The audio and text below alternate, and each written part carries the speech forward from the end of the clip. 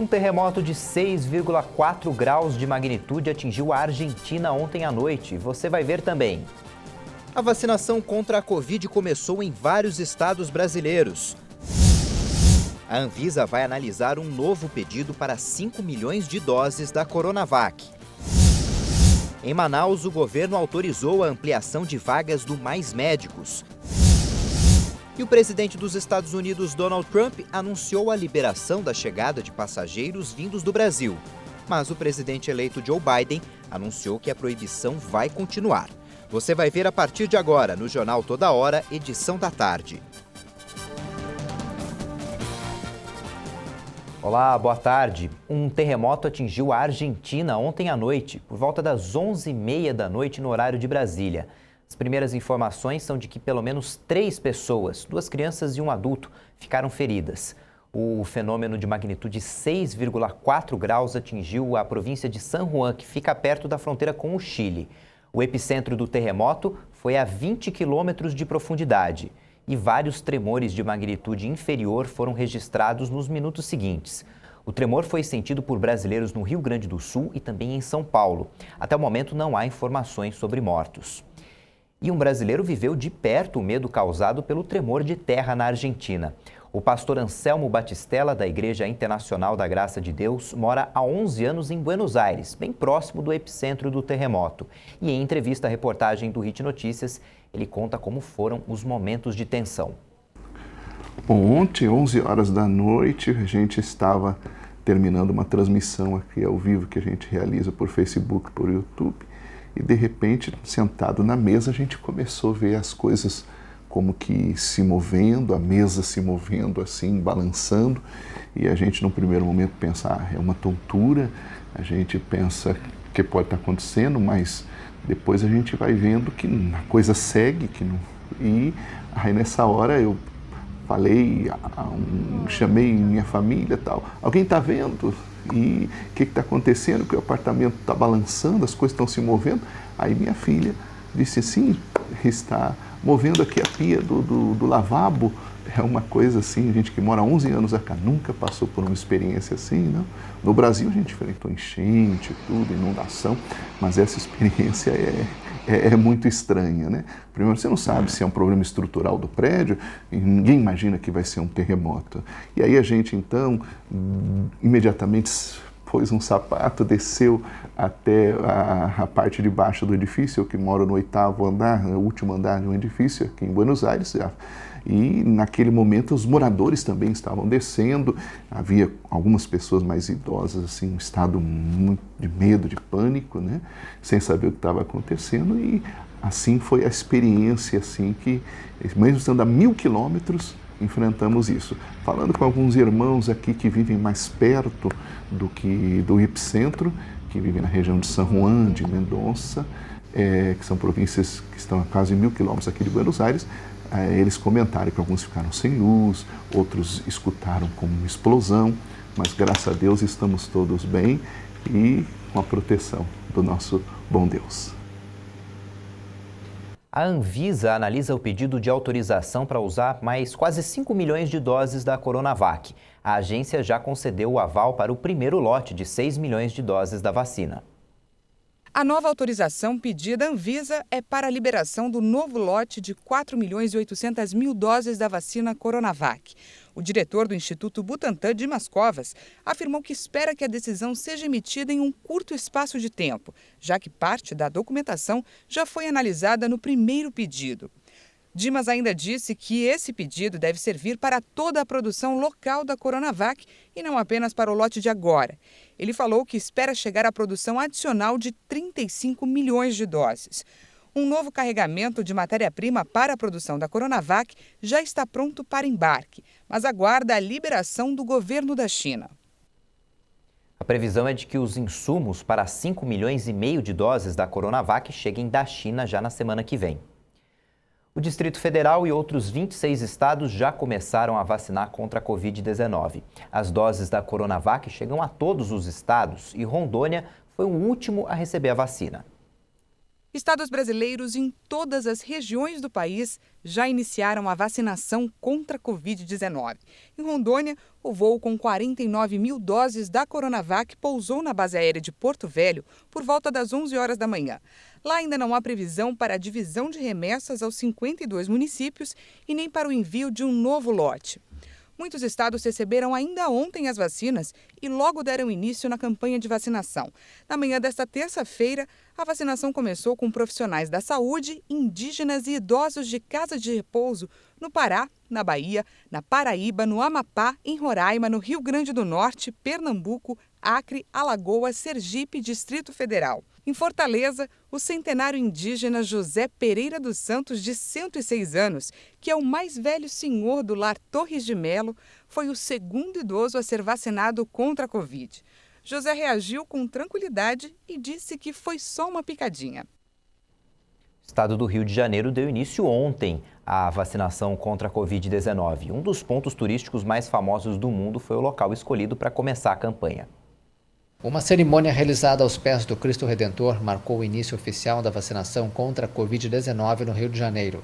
Terezinha da Conceição, de 80 anos, moradora do abrigo Cristo Redentor, e a técnica de enfermagem Dulcinea da Silva Lopes, de 59 anos, que trabalha no Hospital Ronaldo Gazola, foram as primeiras pessoas do estado a receberem a vacina.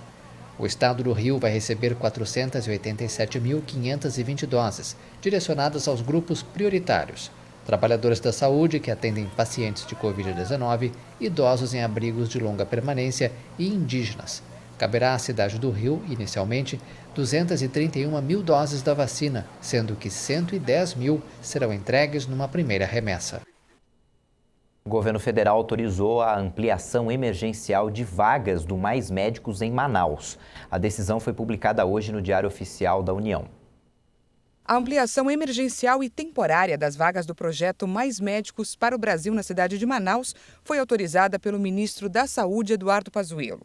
O texto da portaria informou que a medida é tomada em razão da situação de emergência ocasionada pela pandemia do novo coronavírus. Pazuello liberou, pelo período improrrogável de 1 ano, a abertura de 72 novas vagas para profissionais médicos na capital amazonense. Nos últimos dias, a região enfrentou uma grave crise de saúde pública diante do aumento de hospitalizações por Covid-19, com falta de cilindros de oxigênio para o atendimento dos pacientes. Em transmissão nas redes sociais, Pazuello admitiu um colapso do sistema de saúde local. Moradores da comunidade de Bela Vista do Jaraqui passaram por testes para a Covid-19 e exames de rotina. A ação foi programada por autoridades locais e pela Organização Internacional para a Migração. Autoridades locais e a Organização Internacional para a Migração conduzem testes para a Covid-19 e exames de rotina na comunidade de Bela Vista do Jaraqui. A localidade fica às margens do Rio Negro e próxima a Manaus, cidade que sofre com a segunda onda da pandemia. A gente está fazendo, junto com a CENSA, a Secretaria Municipal de Saúde, uma ação de consulta médica, aferição de índices como glicemia, pressão alta e também a CENSA aplicando o teste de Covid. A ideia é uma ação ampla de saúde, com o objetivo de fortalecer a saúde da comunidade em geral, detectar possíveis casos de Covid de maneira precoce e rapidamente também fazer uma orientação e entrar com tratamento. É importante a gente fazer um teste dessa doença, né? Porque às vezes a gente pega a doença, mas ninguém sabe se está doente. E eu vim logo fazer, que lá em casa eu moro 3, então eu e 2 filhos. Aí eu vim fazer isso. O Ministério da Saúde informou que o Brasil já registrou mais de 8,5 milhões de casos de coronavírus e o número de mortes passa de 210 mil desde o início da pandemia. O Brasil confirmou mais 452 mortes por Covid-19 em 24 horas. E com isso, o total chega a 210.299 vítimas. Também foram registrados mais 23.671 diagnósticos no período. E a soma dos brasileiros infectados passa de 8.511.000. Em 7 dias, pela média móvel de mortes, o Brasil chegou a 960 óbitos diários. Já a média de novos casos está em 54.308 diagnósticos por dia. Está acima dos 50 mil desde 9 de janeiro. Já na classificação da pandemia por estados, podemos verificar que as altas continuam em 11 deles: Alagoas, Amazonas, Goiás, Minas Gerais, Pernambuco, Rio de Janeiro, Rondônia, Roraima, São Paulo, Sergipe e Tocantins. Outras 11 unidades da federação não tiveram muita variação no número de mortes: Amapá, Bahia, Distrito Federal, Espírito Santo, Maranhão, Mato Grosso, Pará, Piauí, Rio Grande do Norte, Rio Grande do Sul e Santa Catarina. Em queda nos óbitos dessa vez estão 4 estados: Acre, Mato Grosso do Sul, Paraíba e Paraná. A pandemia se agrava e o mundo corre contra o tempo para conter a Covid-19. Até o momento, mais de 40 milhões de doses de vacinas foram administradas em vários países. Até o momento, pelo menos 60 países ou territórios que representam 61% da população mundial lançaram suas campanhas de vacinação. Destes, 11% concentram 90% das doses injetadas. A corrida pela imunização é liderada atualmente por Israel. O Estado hebreu aplicou mais de 2.400.000 doses em quase 25% da população. Em quantidade, os Estados Unidos lideram com mais de 12 milhões de vacinas administradas, à frente da China com mais de 10 milhões de doses. Na Europa, o Reino Unido foi o primeiro a começar a vacinar no início de dezembro. O país aplicou 4.300.000 doses, o que corresponde a 5,7% da população total. Atualmente, há 7 vacinas circulando no mundo. Todas exigem 2 doses para serem totalmente eficazes. A gente vai para o intervalo e na volta você vai ver que Trump anunciou a liberação da chegada de brasileiros nos Estados Unidos com teste negativo de Covid. Mas Biden já adiantou que não vai liberar. Ele assume o poder amanhã. A gente volta já.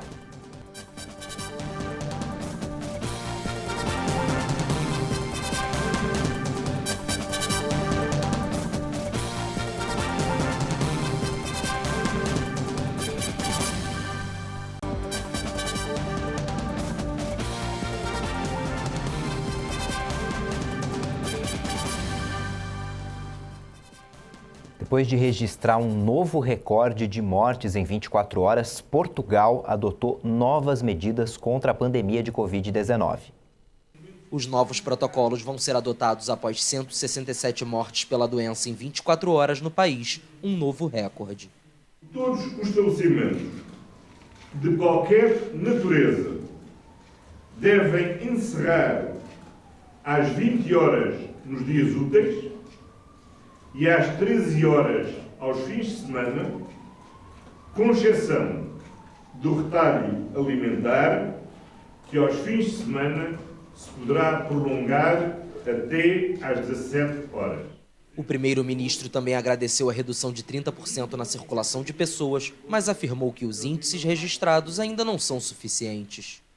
Para reforçar a obrigatoriedade do teletrabalho, é determinado, por um lado, que todos os trabalhadores que tenham de se deslocar para prestar trabalho presencial carecem de uma credencial emitida pela respectiva entidade patronal.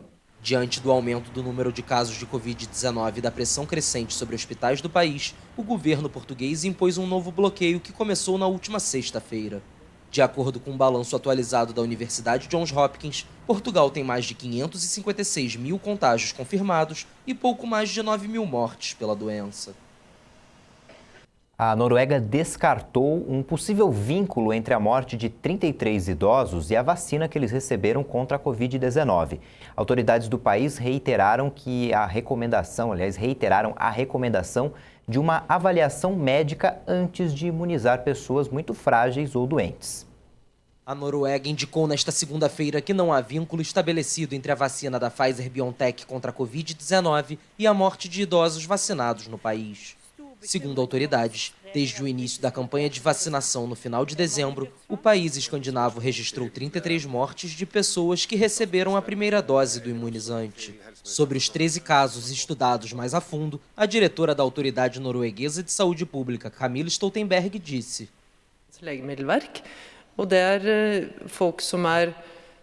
São pessoas em idade avançada, frágeis e com doenças graves. Todas elas e as mortes vão ser investigadas. Quando se trata de causas, ainda não foi feita nenhuma análise.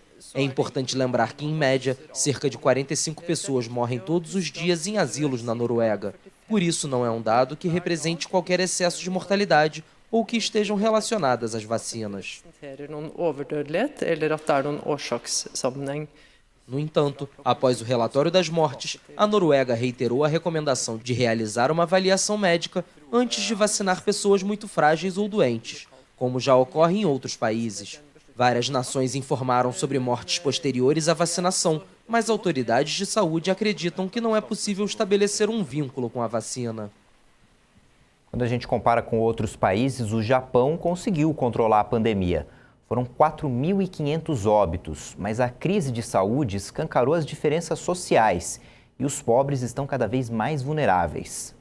Yoshiro segura com os olhos marejados um pacote de comida durante uma distribuição de alimentos em Tóquio.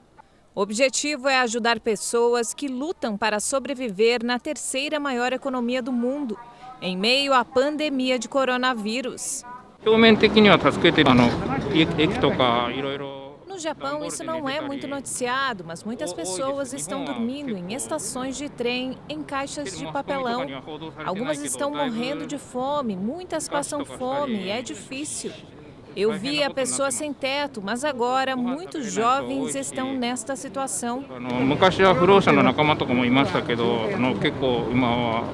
Em comparação com muitos outros países, o Japão foi relativamente poupado da pandemia, com cerca de 4.500 mortes desde janeiro de 2020, e não impôs um confinamento. Mas, segundo as associações, a crise afeta particularmente os mais vulneráveis. O número de pessoas que vêm buscar ajuda é 2,5 vezes maior do que no ano passado. Tenho certeza que é resultado da pandemia de coronavírus. Hoje vi um homem que perdeu o emprego na organização de eventos depois que muitos foram demitidos por causa da Covid. Outro disse que trabalha em restaurante, mas provavelmente vai ser demitido em breve. Visto de fora, o Japão parece mais bem equipado para amortecer o impacto econômico da pandemia, com uma taxa de desemprego em torno de 3% e um sistema de seguridade social que funciona. Mas as estatísticas escondem a magnitude do subemprego e do trabalho em meio período. 40% dos trabalhadores têm empregos precários. Mais de 10 milhões de pessoas vivem no Japão com o equivalente a $19 mil por ano e 1 em cada 6 vive em pobreza relativa, com uma renda abaixo da metade do salário médio, de acordo com os números oficiais. 500 mil de pessoas perderam seus empregos nos últimos 6 meses. O Ministério da Educação divulgou os selecionados na primeira chamada do programa Universidade para Todos, o ProUni 2021. Os candidatos têm até o dia 27 para comprovar as informações prestadas na inscrição. O resultado da segunda chamada deve sair no dia 1º de fevereiro. O programa oferece bolsas para mais de 13 mil cursos em cerca de 1.000 instituições de ensino do país. A lista dos selecionados está disponível no site do MEC. O presidente Donald Trump, presidente dos Estados Unidos, liberou a entrada de viajantes de grande parte da Europa e do Brasil, só que o presidente eleito Joe Biden vai proibir. A medida vale a partir de 26 de janeiro. Os Estados Unidos anunciaram recentemente a exigência de exames negativos para a Covid-19 antes do embarque de todos os passageiros que chegarem por via aérea. Em um comunicado divulgado pela Casa Branca, o presidente Trump disse que esta ação é a melhor forma de proteger os americanos da Covid-19, permitindo ao mesmo tempo uma retomada segura das viagens. O comunicado da Casa Branca gerou a reação da secretária de imprensa do presidente eleito Joe Biden, que assume na próxima quarta-feira. Jen Psaki afirmou que os Estados Unidos não vão suspender a proibição. A recomendação, segundo ela, é da equipe médica da administração Biden. Em uma rede social, a secretária de imprensa destacou que o novo governo planeja reforçar as medidas de saúde pública a respeito das viagens internacionais, a fim de mitigar ainda mais a propagação da Covid-19. Ontem, pelo Campeonato Brasileiro, o Palmeiras goleou o Corinthians por 4-0. É um placar que não acontecia no Derby Paulista desde 2004. O jogo foi na casa do Verdão, Allianz Parque. Em entrevista coletiva depois da partida, o treinador Abel Ferreira, claro, elogiou a equipe. É verdade, nós fizemos uma exibição consistente, já tínhamos feito na primeira parte contra o Grêmio. Pena foi a nossa eficácia no estar no melhor nível. Mas, como disse, cada jogo tem a sua história. Eu digo isto porque a minha função enquanto treinador é exatamente essa: é estudar, é analisar, é ver como é que é o campeonato, é ver como é que funciona o futebol, e é assim que funciona o futebol. Cada jogo tem uma história, mas é sempre importante veres a equipa com um jogo coletivo muito forte. Joga em jogar, eles conseguem perceber que a identidade é a equipa, a estrela é a equipa, joga em jogar, a forma como competem vê-se dentro do campo, e é isso que me agrada a mim. Não me satisfaz porque, como disse, ainda não ganhamos nada, mas que nos dá consistência naquilo que é o nosso trabalho. Com esse resultado, o Palmeiras ultrapassou o Grêmio, chegou à 5ª colocação do Campeonato Brasileiro com 51 pontos. E o Corinthians tem 42 pontos, permanece na 9ª colocação. Essa edição fica por aqui. Você confere outras informações às 1:50 com a Juliana Dariva. E no YouTube você pode rever nossas reportagens. Tchau, boa tarde.